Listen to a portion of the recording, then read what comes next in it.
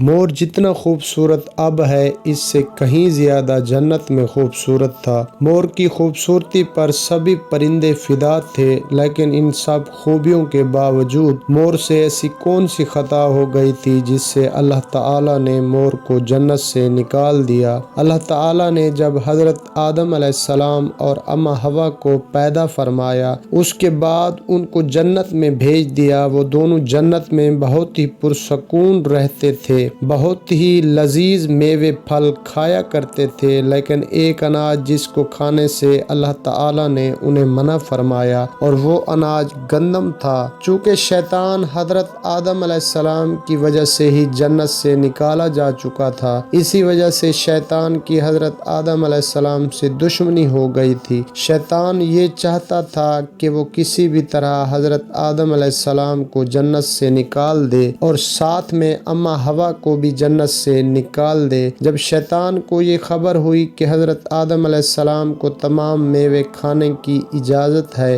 لیکن گندم کھانے کی اجازت نہیں ہے، تو شیطان انتقام کی آگ دل میں لیے جنت کے دروازے کے پاس بیٹھ گیا اور 300 سال تک وہاں پر بیٹھا رہا کہ کوئی جنت کے دروازے سے باہر آئے اور شیطان اس سے بات کر سکے۔ ایک دن اچانک سے مور جنت سے باہر آ گیا۔ شیطان اس کو دیکھتے ہی بہت خوش ہو گیا۔ شیطان نے پوچھا، اے خوبصورت پرندے تم کون ہو؟ مور بولا، میں مور ہوں، اب تم اپنا تعارف کرواؤ۔ شیطان نے جواب دیا کہ میں عالم کروبیہ کا ایک فرشتہ ہوں، میں اللہ پاک کی عبادت سے ایک پل بھی غافل نہیں ہوں، میں چاہتا ہوں کہ میں جنت میں جاؤں، وہاں کی نعمتوں کا اپنی آنکھوں سے مشاہدہ کروں۔ شیطان مور سے کہنے لگا کہ تم مجھے جنت کے اندر لے جاؤ، میں تمہیں 3 ایسی باتیں بتاؤں گا جس سے تمہیں ابدی زندگی حاصل ہو جائے گی، تمہیں بڑھاپا اور بیماری نہیں آئے گی، تم ہمیشہ جنت میں ہی رہو گے۔ شیطان کی یہ باتیں سن کر لالچ میں آ کر مور نے کہا کہ مجھ میں تو اتنی طاقت نہیں ہے کہ میں تمہیں جنت کے اندر لے جاؤں، لیکن ایک سانپ میرا دوست ہے، وہ شاید تمہاری مدد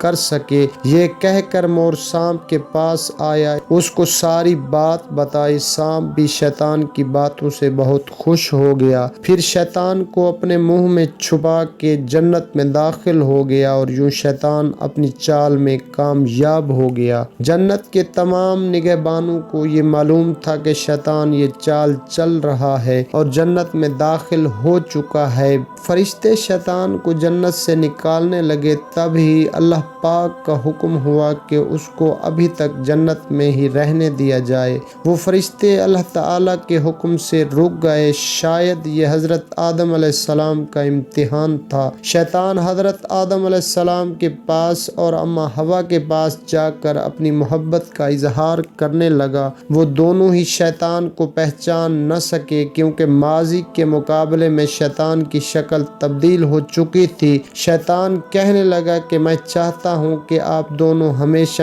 جنت میں ہی اسی طرح زندگی گزاریں، ہمیشہ خوش رہیں۔ حضرت آدم علیہ السلام اس کی بات بہت غور سے سننے لگے۔ شیطان نے کہا کہ اگر آپ میری بات مان جائیں تو آپ کو جنت کی اور بھی تمام سہولتیں ملیں گی۔ حضرت آدم علیہ السلام شیطان کے بہکاوے میں آ کر کہنے لگے کہ یہ کس طرح ممکن ہے؟ شیطان کہنے لگا کہ ایک گندم کا دانہ اگر آپ دونوں چکھ لیں تو آپ کو ابدی حیات حاصل ہو جائے گی اور آپ جنت میں ہی رہیں گے۔ یہ بات سن کر حضرت آدم علیہ السلام کے دل میں رجحان پیدا ہوا، لیکن ان کے دل میں اللہ کی نافرمانی کا خوف غالب آ گیا۔ جبکہ اماں حوا شیطان کی باتوں میں آ گئی، جس پر اماں حوا نے حضرت آدم علیہ السلام کو راضی کر لیا۔ پھر اس کے بعد ان دونوں نے اس گندم کے دانے کو چکھ لیا۔ جیسے ہی گندم کا دانہ ان کے اندر گیا تو دونوں کے سطر واضح ہو گئے، جس کے بعد دونوں اپنے اپنے سطر چھپانے لگے اور خوف خدا سے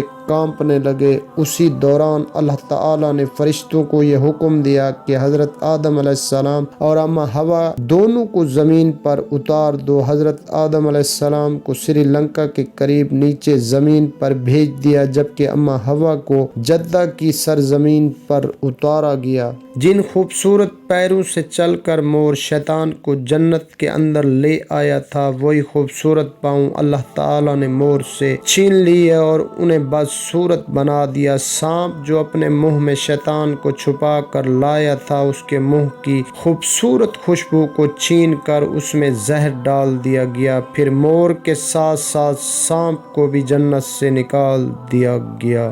نتیجہ سبق: اس واقعے سے ہمیں یہ سبق ملتا ہے کہ ہمیں اللہ تعالیٰ کی نافرمانی اور اس کے رسول حضرت محمد مصطفیٰ صلی اللہ علیہ وآلہ وسلم کی نافرمانی سے بچنا چاہیے، اللہ اور اس کے رسول کی فرما برداری کرنی چاہیے تاکہ اللہ تعالیٰ ہم پر اپنی نظر رحمت فرمائے۔ آمین یا رب العالمین۔